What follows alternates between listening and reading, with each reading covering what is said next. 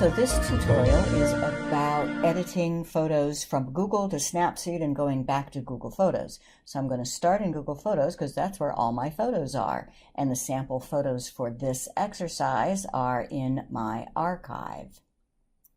And I'm going to use this one of Jim walking on the beach. Now that's about as good as I can get it using Google Photos. So I'm going to tap the three-dot menu and edit in Snapseed. Now this is on Android. And just in these first looks, I really like this one called Morning. And boom, I like that picture a lot. I can just tap the check mark to say I'm done applying that tool. And then to get back to Google Photos on the Android, all I have to do is tap Done. And it saves this edited version of the picture and takes me back to Google Photos. Now there is one extra step in Google Photos.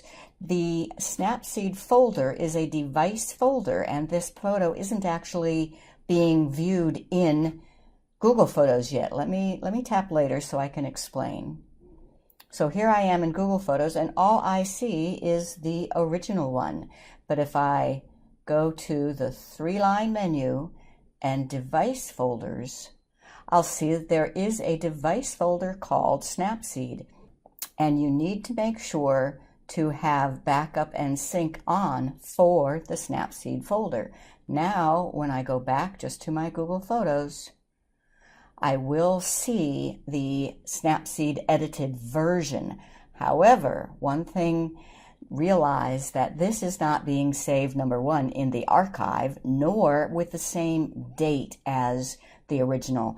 If I tap on that photo and tap the eye, we'll see that the date is today's date rather than the date that the picture was taken. I wish it were different, but that's the way it is. Okay, let's pick a couple more just to do that again. I'm going to do the picture of the pelican. So we tap the pelican, three-dot menu, edit in Snapseed, and let's try that same morning look. Ooh, pretty. Check mark. Done. I don't need to go to the folder because I have set backup and sync. It will be in my main library of Google Photos. And that is the round trip from Google Photos to Snapseed and back on an Android.